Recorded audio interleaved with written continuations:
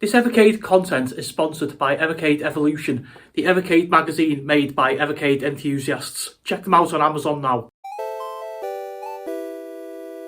Hi guys, hello and welcome back to another Evercade related video. So, we move on with the Evercade Cartridge review series and we're up to number 24 and this is the Gremlin Collection 1.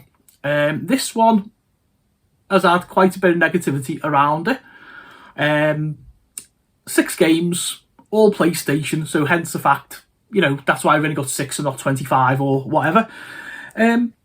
Yeah, an interesting collection, should we say. Let's get the specs on and we'll have a look at it. So opening it up there, before we do, sorry, there's Zool, the cover game. Opening it up and we see the book there. Let me get the cartridge out. And there's the cartridge out of the Evercade, okay? Stuck in, of course, for review purposes. So, let's have a look. So we have Zool, Actua Soccer, Utopia, Premier Manager 97, Hardcore 4x4 and Brain Bender. Okay, so about Gremlin. The Sheffield-based software house Gremlin Graphics got their start in the 1980s programming video games for the popular 8-bit home micros of the period. With a variety of successful releases to their name, in 1994 they changed their name to Gremlin Interactive and decided to concentrate on the 16-bit home computer and console market, and during this time they put out some of their most beloved titles. Gremlin's biggest strength was always how diverse its output was, and that can clearly be seen on this collection for your Evercade. Whether you're fighting the forces of non-imagination in Zool, taking to the football pitch in Actua Soccer, or overseeing the well-being of an entire space colony in Utopia, you know you're in for a good time with Gremlin game. Or with a Gremlin game, sorry. So, Zool, Actua Soccer, Utopia. There's a couple of pages for this one basically showing all the different controls. Premier Manager 97. And again, a couple of pages showing the controls and the ins and outs of that one. Hardcore 4x4 and Brain Bender. And have you got them all? Yes, I have. Okay. So, I'm going to drop down, show you 3 of the games that I think are the best ones on it, out of limited choice.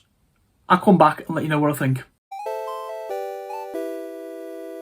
First choice of the day, Hardcore 4x4.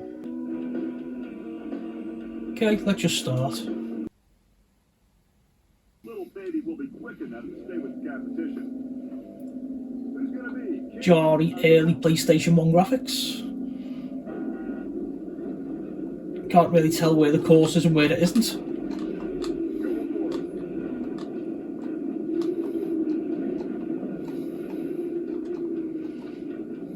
Go for it. I wonder if I could see where it was going, mate. See what I mean? Hopefully they drive as bad as I do.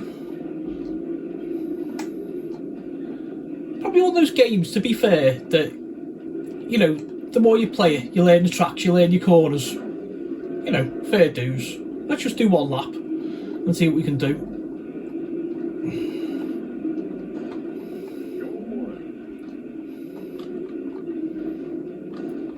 Tactic I'm using here, guys, is you actually got a handbrake option. I'm just keeping hold of the accelerator and take my finger off it as I think I see a bend.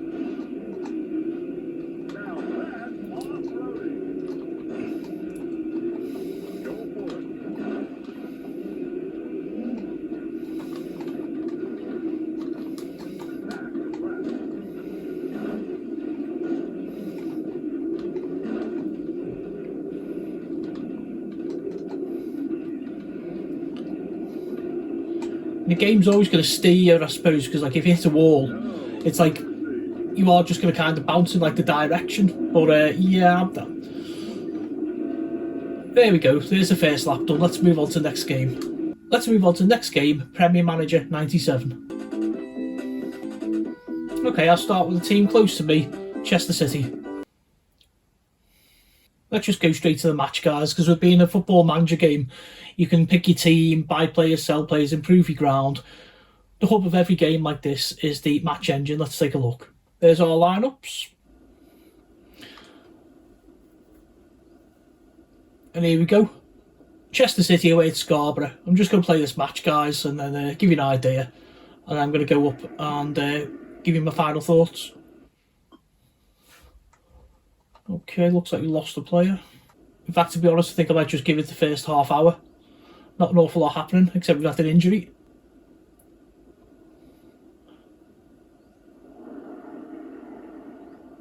I do like the highlight engine, to be honest, like where you see the digitised shots. If you actually sat down and got into this, you probably could do something with it, buy your players, select your tactics, that kind of thing. There must be options. Oh, there you go, speed, medium on the bottom to sort of speed it up and stuff. It's an interesting game to put on this cartridge, to be honest, but yeah. No chance. Save.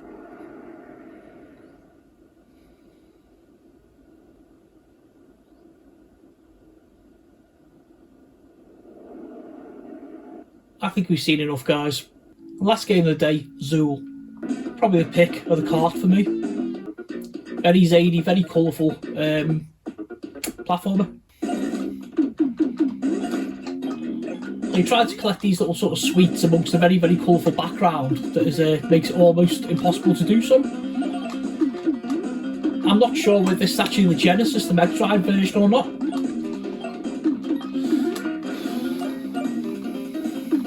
It looks it, to be fair, the controls.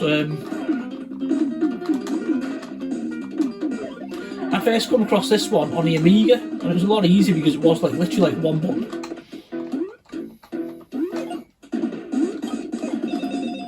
I mean, it depends on what you like. If you're like a fan of like platforms and stuff, this is a bit zany, like a little bit off the wall. Definitely more playable than else on the cartridge, to be fair.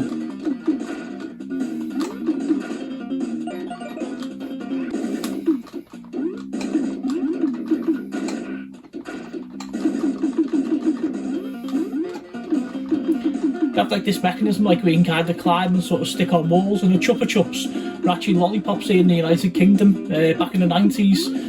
So we have some mad kind of cross promotional deal going on there. Another checkpoint reached.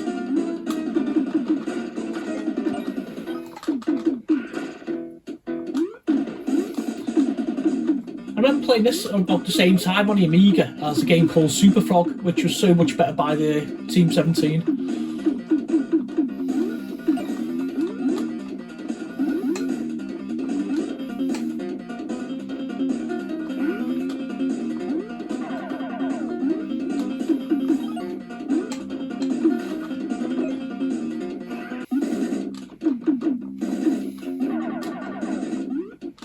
Nice and fast, I'll give it that.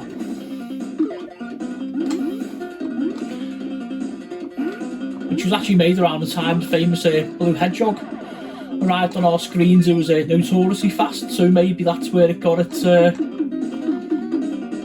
inspiration from.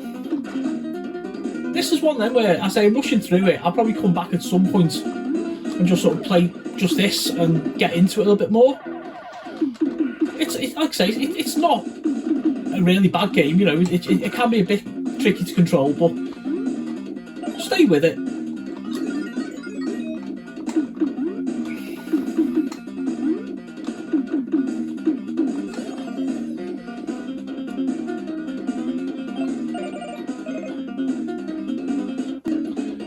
Let's leave it there, folks. Hi guys, welcome back up. So yeah, looking at my notes here, not enough quality titles on this. Not enough titles. You know, we have dual cartridges with 2 brilliant ones on. 6 of the best. Not for me.